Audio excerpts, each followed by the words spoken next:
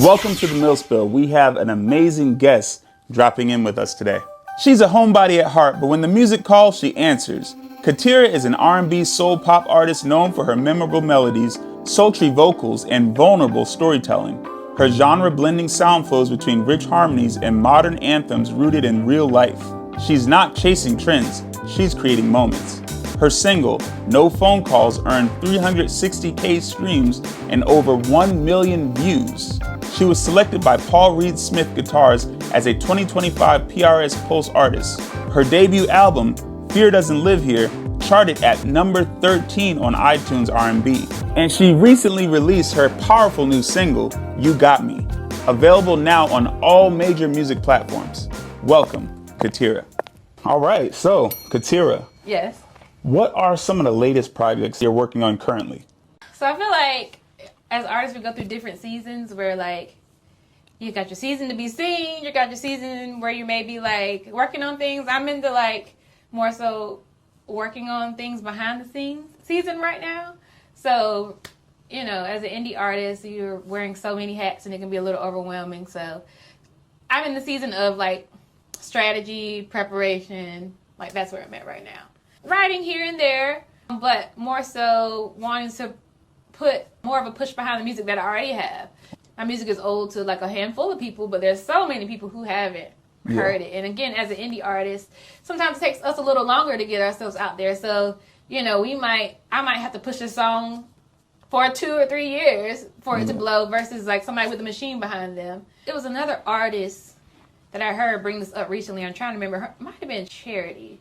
She has like orange hair. She plays the guitar. But she was talking about like recognizing what season you're in. Sometimes you're not in the season of being seen. You know, sometimes you are in the season where you're writing or strategizing or whatever. Because I've been to the point where back in the day where I was just doing it, trying to figure out and didn't have strategy. And, you know, then you're going to be burnt out and all this stuff because you're trying to figure it out. Versus like having a strategy that's like a game changer. So I think that's important to recognize what season you're in. Right now might not be your season of being seen. Yeah. Right now might be your season to pray, strategize, you know, or whatever that is. So you're doing a lot of like, as far as the creation of everything, video editing, all that stuff. And yeah, that's a lot. Yeah. That is a lot. If people don't know, that is.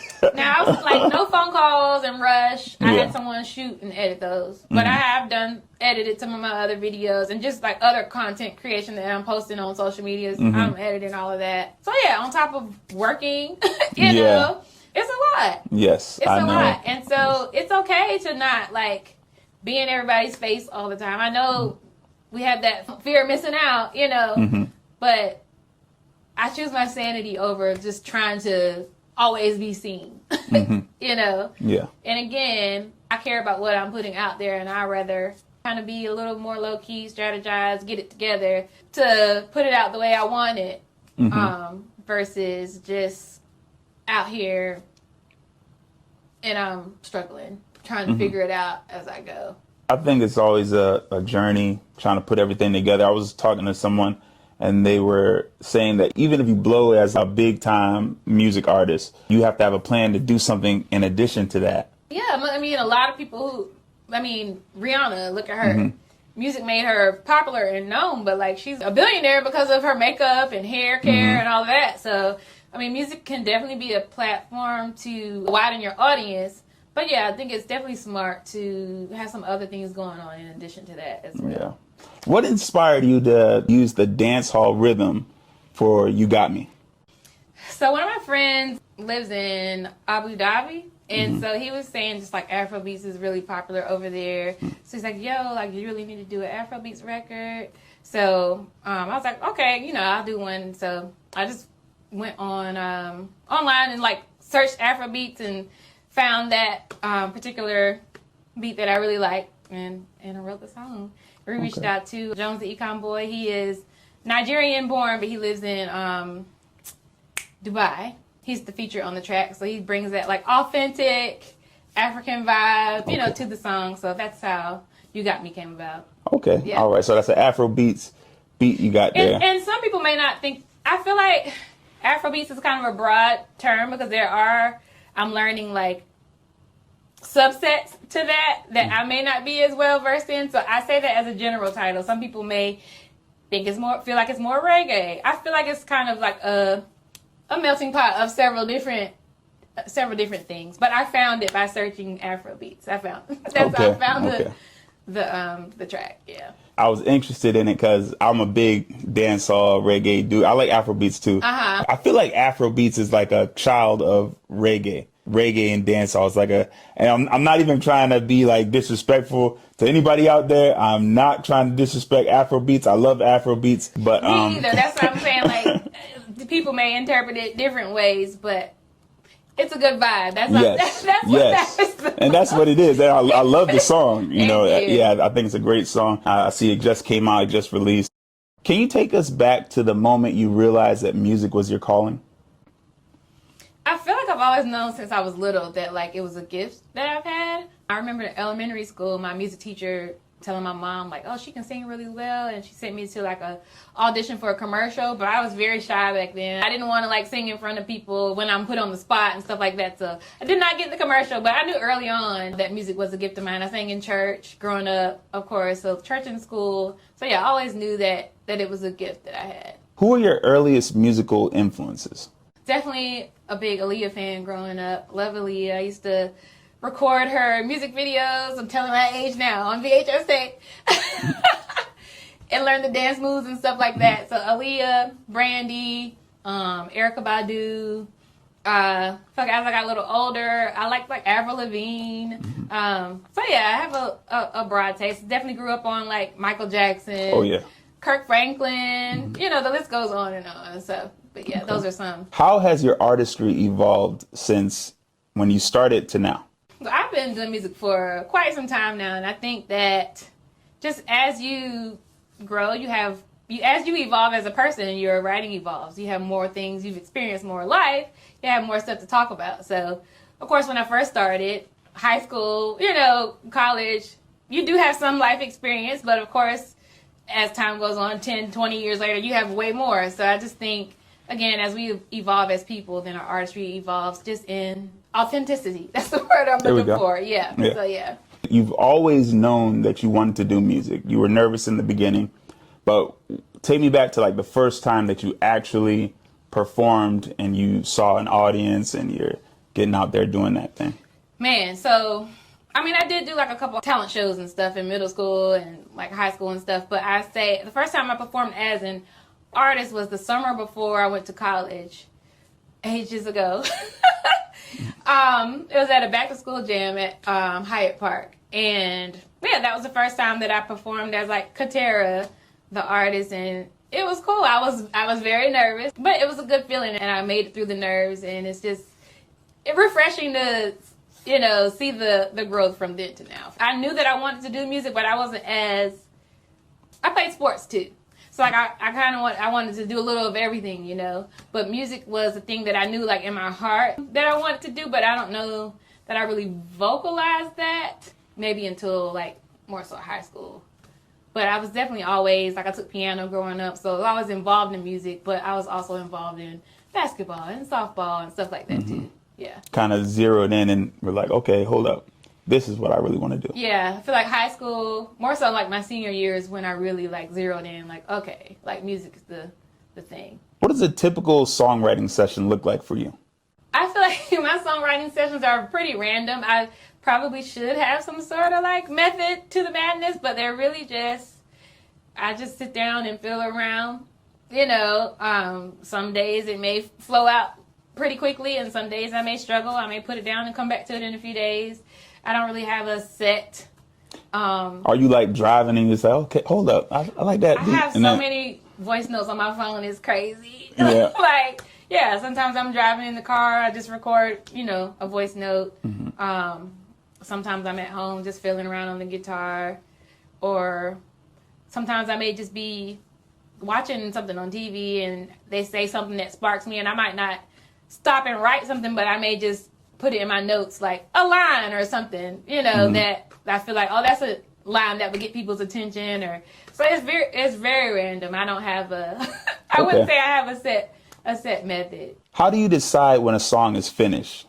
the best answer I have is I just know. Like, it's just a feeling. You have like people that you like talk to, like, yo, listen to this real quick. You have like I have a couple people that I do let hear my music, but not necessarily for their opinion on if it should be a single. I feel like I just kind of know. I feel like I kind of write like a painter. Like, you probably have some people who write all the time, but I feel like I really kind of take my time with my songs, so I know if I don't, this is probably a bad thing, but if I don't like it enough, I probably don't even finish it. Yeah. You know? So if I finish it, more than likely it's going to be a single. It's going to be single. Okay. Yeah. All right. How do you stay true to yourself in an industry that's constantly chasing trends? For me, the main thing about my sound is my voice. And so because my voice is always going to be my voice, I feel like I'm always being myself. And most of the time if I put something out, it's something that feels authentic to me, either as a writer or as an artist. I feel like my first album was very much a mixture of me as a writer and an artist. The common denominator is always my voice. If my voice is on it, to me, that helps me feel authentic. When I'm writing, my first person that I'm trying to please is myself. And it's just kind of like I always know that if it's something I'm going through, or if I like it, somebody else is gonna, like, out of 7 billion people, like, somebody's gonna like it, you know? Yeah. So I wouldn't necessarily say that I write for everyone else. I'm more so writing for me in the moment, and then it resonates with whoever. It's going to naturally connect with people who identify with you. Right. Yeah. Yeah. Okay. Are there any artists today that you feel like you kind of have like a musical connection with, past or present? Connection, like we're like the same musically. Got it. Or we're similar musically. Let's say that. Basically, who would I be on a playlist with? Yeah. People love to say Ari Lennox because my song No Phone Calls. A lot of people kind of hear Ari a little in that song, so I get that a lot. I play guitar, so I get her sometimes. And sometimes I get something random like Chrisette Michelle. Of course, Aaliyah. I grew up listening to her. I've gotten Erykah Badu, somebody else I grew up listening to. So I'd say, yeah, I'm definitely a melting pot of everything that has inspired me, you know, growing up. So I feel like you can probably hear a little hint of this and that, and all those things in the pot, you know, make me who I am. Okay.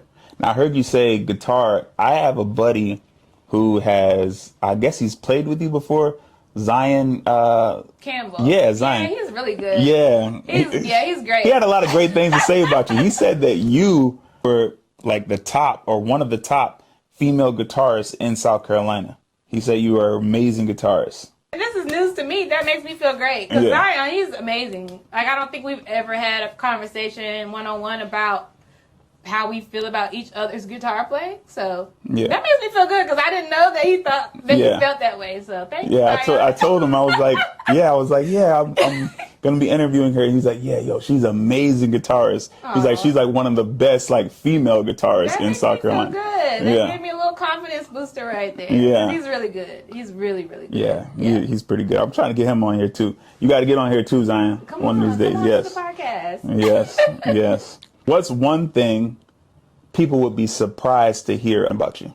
I'd say one thing is kind of not music related, but kind of, because it's part of my brand, like my hair. My hair is naturally gray. I was going to ask that question. I wasn't sure if I should ask. But yeah, my hair, I got my first gray hair in high school. I would dye my hair like in my 20s or whatever, and I stopped dyeing it after I shot the music video for No Phone Calls, which was the end of 2019. That was the last time that I dyed my hair for the music video. I mean, it looks great though. Thank you. Yeah. And after that, I started transitioning with knotless braids. So I would do like black and gray mixed. And so a lot of people, I think that I dyed it. To them, I just popped out with gray hair. They saw the black and gray mix, but they didn't realize that I was growing out my gray. They just thought I was just wearing a black and gray braid look, you know? So that catches a lot of people off guard when they find out that my hair is naturally gray. Okay, yeah, I thought, sure, I was like, yeah, this just must be her style. She's dyeing it. Great. It looks great, though. I mean, hey, you know, and No, I wouldn't. Everybody needs a brand, so I'm like, okay. Lucky for me, gray is in. Yeah. You know, but no, I definitely don't dye it. I feel like, you know, there are some people who like, oh, I can't wait till I get gray. I'm like, you have your whole life to be gray. Please enjoy the black, enjoy the blonde or whatever. But You're going to have little girls out here running around with gray hair. But no, I really do love it. It took me some time to, get to this point, especially when you're going through that rough growing out phase. That's a little tough. Yeah. But I just felt like, okay, I think when it grows all the way through that I might like it. And then if I don't, I'll just diet back. And I ended up liking it. So, yeah. Okay. A lot of men deal with balding at an early age. I've got a lot of friends. They don't started going bald in their 20s.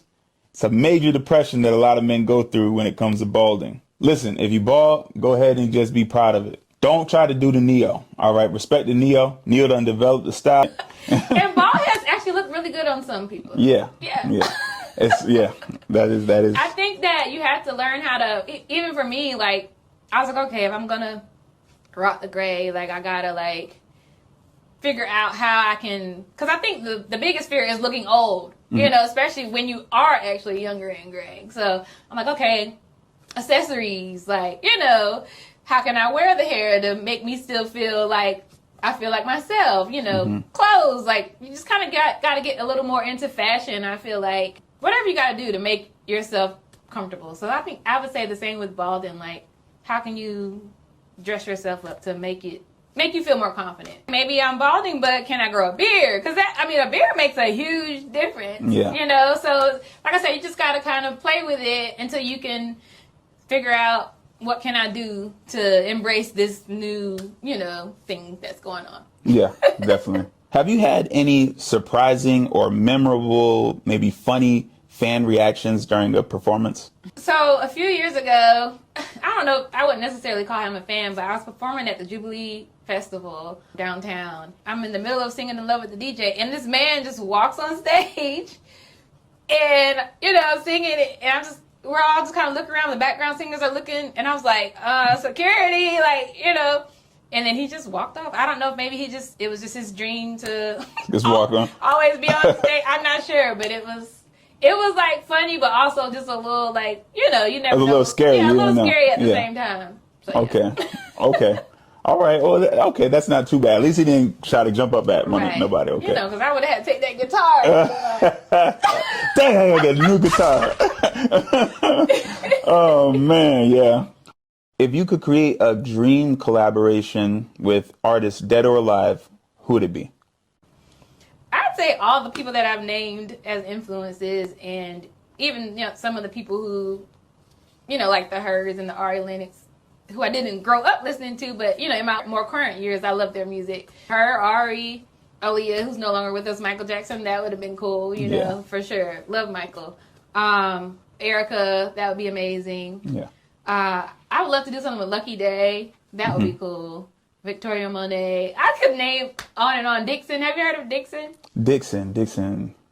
I have not. His name was Darius Scott. His name is Darius Scott, but he goes by Dixon now. But he was going by Darius Scott before. He was on The Voice. He, I believe, is signed with Rock Nation. He does a lot of writing for Beyonce now. He's really, really good. You'll have to check him out. Okay, Dixon. Yeah, and he's an R&B? S-O-N, yes. Okay. Because I'm trying to get some new R&B, like... I'm going to send it to you. Okay. Yeah. Okay, I think you're going to like him. Okay, yeah. I was just talking to somebody about how I feel like R&B is starting to really spin back around. Hopefully it's going to start hitting like it did at one point. I feel like the women are really leading it right now. Outside of Chris Brown. A lot of, women artists there in the forefront. Coco Jones, she's another one I would like to work with.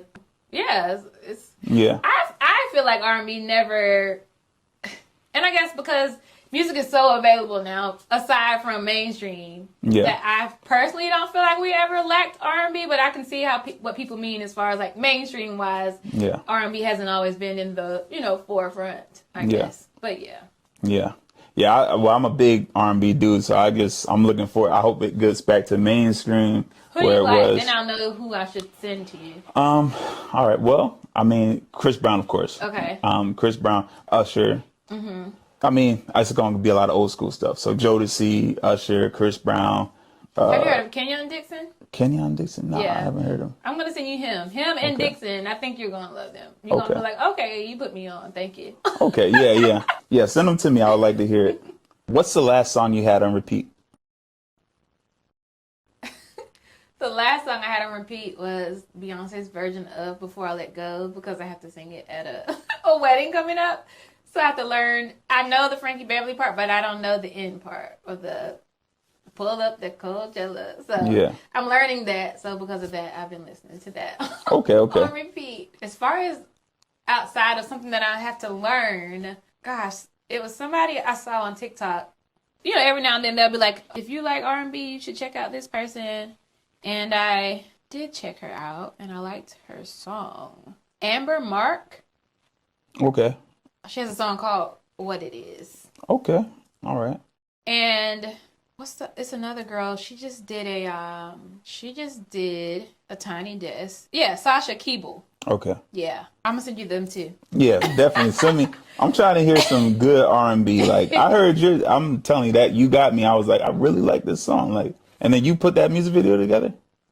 So, well, we just kind of did like a little visualizer for you guys. Because I don't have an official video. I really want to go to Abu Dhabi and shoot it with Jones the Ikomboy, because that's where he lives. That would be cool. But, you know, we're waiting to get the funds up for that. But Yeah. Oh, yeah, you got to get some funds for that one. Yeah. If anybody wants to, you know, throw a little change, there we go. Let me know. In fact, where can people catch you on social media? Instagram, my name is Batty with the Gray on there. You know, when I decided I was going to embrace my gray hair, I decided to change my name as I'm embracing this. So yeah, Batty with the Gray on Instagram. My website is KateraMusic.com. And from there, you can get to all of my stuff on Facebook, Instagram, YouTube, all that from my website, KateraMusic.com. Okay.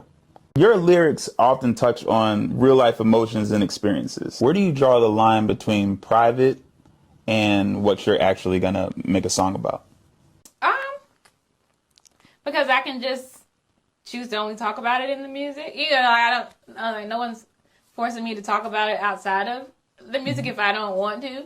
But then also, I feel like a lot of my stuff is inspired by true events, but there is some just songwriting in there, sprinkled in there as well. Some of it's true, and then some of it I'm just writing. You're just writing, yeah. Yeah. So some of it, you're not always touching on your personal life. Some of it, you're just like... A lot of times I am. Okay. But I guess what I'm saying is,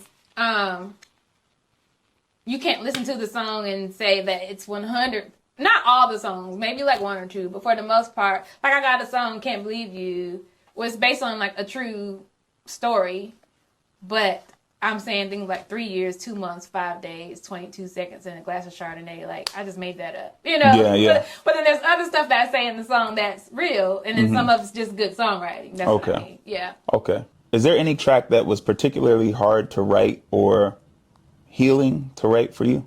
Superhero was a song that it's about a very crappy relationship. So it wasn't hard as in like, I think it was easy to write because I had so much. So it was more like healing? It was more like healing, like a therapy. Yeah. So yeah, but Superhero, that was a tough situation that I ended up writing about, but I don't think it was hard to write because again, I wanted to get that out. Yeah. Okay. Now, it was a tough situation, so you were in a relationship. You wanted to get that out. Yeah, the feeling of just the relationship in general, and all the stuff that was going on. Okay. Are you single right now? Yes. Okay. What would you be looking for in a man who's trying to get your attention? Man, yikes! I don't know, like, because I'm not. I wouldn't say I'm like relationship focused. I'm always kind of like a if it happens, it happens type of person. So I would have to think. I mean, I'm not really looking, I guess. It's just like if it happens, great. But because I'm not looking, I don't know that I have the answer. So, I mean, all right. So what are some major turnoffs or things that you might find attractive? I think turnoffs would be inconsistency. Turn-ons, consistency. Yeah, somebody who says they're going to do something and they do it. You know, they can't do it. They can say that. Someone who's understanding. I don't know. You really are putting me on the spot. I really haven't thought about it deeply. But yeah, those are a few things. Okay.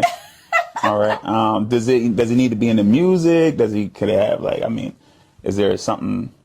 He doesn't have to be in music. Yeah. What's the corniest, funniest thing that you've ever heard a guy say to you as a pickup line? So this one guy came up to me. He's like, how you doing today? I'm like, oh, I'm good. No, I said, I'm a little cold. I don't really like the cold. And he's like, yeah, most flowers don't. Oh, okay. That was actually kind of smooth. So yeah, I thought that was very much, okay, that was pretty good. Yeah. You know? Okay. That was funny. But yeah, that's what I would consider the corniest but slickest. Yeah. You know? It Yeah. was pretty slick. Okay. And I feel like, oh, that was some good finagling. Because it's not like a line that you could rehearse. It kind of like had to happen in the moment. I felt like I was hoping you was going to say something really off the wall, because I had a dude that I was cool with in college. There was a group of us. We were all hanging out together one time, and this guy said, I bet that front side don't talk like that back side. And he said that to a girl. Mm-hmm. And we fell out laughing. Like, it's a joke we carry to this day. Now, what was her reaction? She was like, it just kept walking. Got it. And it was like, it's so, I'm even not sure thinking I of it. understand what he's trying to say. I don't even know. He was from Utah. Okay. So I can't knock everyone from Utah, but for some reason he just didn't have the Utah swag. I don't know what it was, but he said that. And it's like the funniest thing. It was the funniest thing ever. What message do you hope people walk away with after listening to your music? A lot of people have said that my music makes them feel empowered. It's really weird because, again, a lot of times I'm just writing for me. Mm-hmm. I got this on my heart. I need to get it out. And I'm putting it out because I want to put it out. You know? Mm-hmm. So it is, like, cool that other people can resonate with it and say things like, your music makes me feel empowered, you know? So that's cool. Again, like, I mean, I think if people are touched by it in any way, like, that's a plus, because at the end of the day, I'm really doing it for myself. I know that may sound selfish, but that's my own little, like, way to express myself, you know? Well, I feel like you are a very helpful person in general, too. I looked at your social media, your Facebook, and it was like you give a lot of advice to people. I don't know if that's like part of something else that you're doing, a project. Because the music, it's a lot. Yeah. It is a lot. Like, and somebody had to tell me stuff. Yeah. And some of it I just learned through experience. But if I have the experience, then now I can tell you, so it don't have to take you 15 years to learn. Yes. To learn the same thing that it took me 15 years.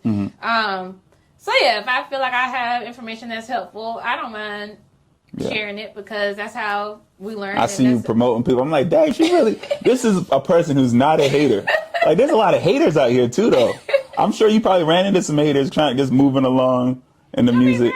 There are haters, but I just feel like there are also people who love what you do. Yeah. And it's easy to hone in on the hate is so loud, but most of the time there's more people cheering than booing. Yeah. But boos are so loud, and we're human, that it hurts, you know, and that seems to grab our attention a little more. But there's so many more people cheering than booing. Yeah. So yeah. Yeah. I feel like, especially like you talked about being nervous when you first started at a young age with music, those boos being loud is like almost deafening, probably. How would you say you kind of got over that? Just experience. Yeah. Continuing to do it. There's no magic potion, no magic trick. You just got to put yourself out there. You got to get those reps in. Yeah. Yeah. Yeah. You put yourself out there, you kind of get over it like, okay, I got this thing. Yeah. What's the most valuable advice you'd give to someone trying to come up in the music industry? Buckle up. I feel like the music industry is definitely a long game. You have very small percentage of people who blow up quickly, but they say like it takes 10, 20 years to make an overnight success. Basically, you know, somebody becomes super popular and everybody feels like they came out of nowhere overnight, but no, when you look at their history, like they've been doing this for years and years. You're just now hearing of them, you know. So I think you have to be a little delusional to pursue music, because it's a very much a long game. And I would also say, I know it's hard with social media to like not look at other people and compare, but you got to remember, just like you have a fingerprint, I have a fingerprint, and no one else has my fingerprint. Same with your musical journey. Like, your journey's not gonna look like someone else's. Your journey is yours, you know? And yes, we can learn from other people and what they have going on, but like, again, it's not going to be exactly exactly the same. Yeah. We all have different purposes. We're all here for, different things. So yeah, just remember that your journey is yours. Have people who you can confide in, there are those days where you're gonna want to cry and feel like you're, not where you want to be. So it's great to have encouraging friends. And yeah, that's a few things, but know that your journey is specific to you. Okay. Yeah. All right. Yeah, I feel like with social media, you could definitely compare yourself. You look at other people and how they're getting along. You feel like, okay, they're further along than me, and it can discourage some people. Yeah. But definitely knowing. Again, you can't compare. Yes, they're farther along than you, but do you know that they started doing music in 2005? Yeah. And you started doing music in 2023? Yeah. So yeah, they may be further along, but they've been doing it longer. Or maybe the resources are different. There's all kind of reasons, but we have to deal with the cards that we were dealt with. Yeah. So yeah, definitely try. It's hard not to. Sometimes you just gotta stay off social media for a little bit. Yeah. Or maybe create and then scroll versus like scrolling, trying to figure out what you want to do. Now you're comparing and all that. Maybe it's better to, find the time to create and then you can scroll and support or whatever. But there's a method to the madness. You'll figure it out. Just know at the end of the day, your journey's yours. What is the most embarrassing moment you've had performing? I'm very hard on myself. And I think for me, embarrassing is just me feeling like I didn't have a good show. Like, that's embarrassing. Like, I want to crawl in a hole for a month or two. And I don't want to talk to anybody because I had a bad show. Like, yeah, I hate that feeling. Okay. Yeah, it really sucks. And yeah, that's it. And you might not have even had a bad show. It's just that it was you a bad thought. show to me. Yeah, okay. And if I feel like I had a bad show, it doesn't matter who came up to me to tell me how great I did. In my head, I'm thinking BS. I'm saying thank you, but in my head, I'm like BS. That was awful. Oh man. Yeah, well, I'm kind of the same way, so I get it. So it's kind of tough because again, like when that happens, I really just want to go inside and I don't want to talk to anybody. Like I don't want to be seen. Like I need time to like get over the fact that I feel like I had a bad show. Yeah. I'm working on that. Yeah. Working on that. And I think a lot of it is just sometimes maybe I feel like there was more preparation that I wanted to do. So maybe I was just a little anxious that I didn't get to do all the things that I wanted to prepare. Or, there's a lot of reasons that could bring on those feelings. But also when you know what you can do. Yeah. Versus what you did. Even though what you did, people were impressed with, but you give yourself no leeway. Right. Yeah. And it's tough because, I think we should give ourselves leeway. But then also we want to be the best that we can be. So it's just trying to find that balance. Yeah. That's something I'm working on. Okay. Okay, yeah. I'm working on it too, so I don't have any advice for you. Well, if you figure it out before me, let me know. Please. I will let you know. I definitely will. I got to figure it out, but yeah. So wait, do you do music too? No, I don't do music. Okay. I'm actually a therapist. Oh, nice. Yeah, so okay. I'm a therapist, and I'm a mixed martial artist too. Oh, nice. Yeah. A karate one time, a long time ago. Okay. So orange belt with 3 stripes. All right, we can go ahead and get you a class. You can teach some people. Maybe not. But yeah. Okay. What are some things you like to do on your downtime? My life is definitely so engulfed in working. Like I feel like I like to sleep on my downtime. I like to eat. I mean, that would be like the real answer, but I feel like I'm always doing music some kind of way or working on something on computer, designing something. I do graphic design as well. So I have been telling myself lately, like, girl, you got to find a hobby.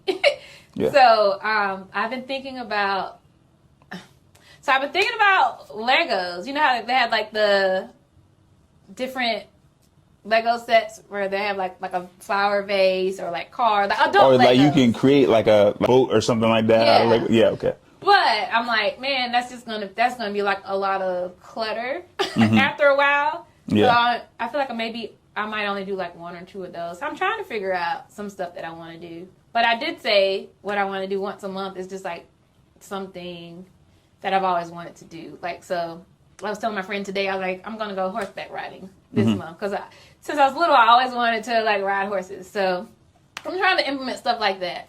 Once a month, I'm going to find something random that I want to do. I'm not going to invite anybody because I just want it to be some me time. Yeah. And don't have to worry about if somebody can't make it, you know. Yeah. So yeah, horseback riding will be my first thing. So maybe when I come back, we can talk about how that went. Okay, that would be good. Yeah. Yeah. But yeah, I'm trying to find just like some hobbies in general. But I don't have anything yet. Well, yeah, definitely don't invite friends sometimes. Because what happens with friends, you say, yo, let's all do this. And then they don't show up. Right. They don't come. They make something up at the last minute. And then everything is ruined. So And I'll sit at a bar by myself. I don't have any problem like hanging out alone. So that's a good thing for me. And my close friends are like scattered. They don't live where I live, so that kind of sucks. But I'm used to having to do things on my own, so it'll be cool. So yeah, maybe I don't know, everything doesn't have to turn. I'm about to say maybe I'll be like a world-class horseback rider or something, but everything doesn't have to turn into a thing. It could just be something for fun. So yeah. You're not gonna become Katera the horse whisperer. She went from guitars to horseback riding. They're gonna have the one of those Disney premiere things. She went from a guitarist. What hobbies do you have? Maybe you can help me. Okay, hobbies for me. So martial arts definitely. That's probably my biggest hobby. I feel like it's one of the only spaces where my mind isn't all over the place because you have to be focused on what you're doing. Got it. So like people always talk about like I have friends that are like, man, Mike, man, what are you doing? You're fighting somebody, like you're getting punched in the face. That's like, you know, and it's a hobby for me. It's not even like my profession, you know, what I'm trying to do for money. But I'm like, to me, that's like the greatest form of meditation because when someone's punching at you, you can't focus on anything else but just this one person who's punching at you.